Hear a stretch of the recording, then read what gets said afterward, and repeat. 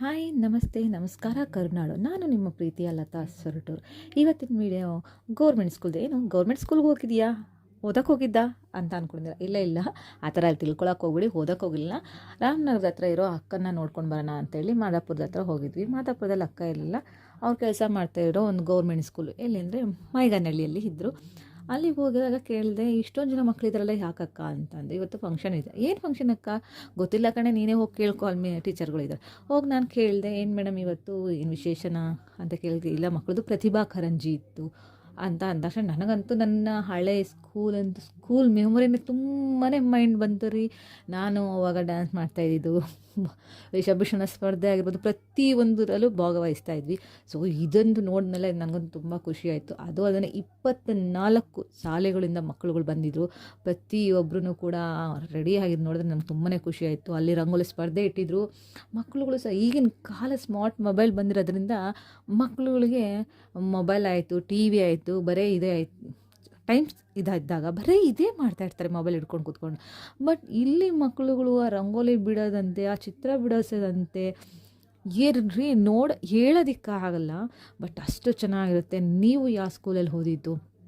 Government ಸ್ಕೂಲಾ? ನಿಮ್ಮ ಸ್ಕೂಲಲ್ಲೂ ಈ ಥರ ಇತ್ತಾ? ಇಂಗ್ಲೀಷ್ ಮೀಡಿಯಮಾ, ಕನ್ನಡ ಮೀಡಿಯಮಾ? ನನಗಂತೂ ಗೊತ್ತಿಲ್ಲ. ನಾನಂತೂ ಕನ್ನಡ ಮೀಡಿಯಮಲ್ಲಿ ಓದಿರೋದು. ನೀವು ಯಾವ ಮೀಡಿಯಮಲ್ಲಿ ಓದಿರೋದು ನಮ್ಗೆ ಗೊತ್ತಿಲ್ಲ. ಬಟ್ ನೀವು ಓದಿರೋ ಸ್ಕೂಲಲ್ಲೂ ಕೂಡ ಈ ಥರ ನೀವು ಪಾರ್ಟಿಸಿಪೇಟ್ ಮಾಡಿದ್ರಾ? ಸೊ ಕಮೆಂಟ್ ಹಾಕಿ ಅಂತ ನಾನು ಹೇಳ್ತೀನಿ. ಬಟ್ ಅದಾದಮೇಲೆ ನೋಡಿ, ಮೇಲುಗಡೆ ಒಂದು 20-25 kg ಇತ್ತು. ಆ ಮಗು ತಲೆ ಮೇಲೆ ಎತ್ಕೊಂಡಿದೆ ಆ ದೇವ್ರನ್ನ. ಮೈಂಡ್ ಬ್ಲೂ ರೀ ಅದು. ಏನು ಆ ಟಮಟೆ ಸೌಂಡ್ಗೆ ಆ ಮಗು ಆ ಡ್ಯಾನ್ಸ್ ಮಾಡಿರೋದು ನೋಡಿದ್ರೆ ಮೈಯೆಲ್ಲ ರೋಮಾಂಚನ ಆಗ್ತಿತ್ತು. ಅಷ್ಟು ಚೆನ್ನಾಗಿ ಮಾಡ್ತಾಯಿತ್ತು ಆ ದೇವ್ರನ್ನ ಇಟ್ಕೊಂಡು. ಸಿಕ್ಕಾಪಟ್ಟೆ ತುಂಬ ಖುಷಿ ಪಟ್ವಿ. ಅಲ್ಲಿಂದ ಬಂದು ಊಟದ ವ್ಯವಸ್ಥೆನೂ ಇತ್ತು.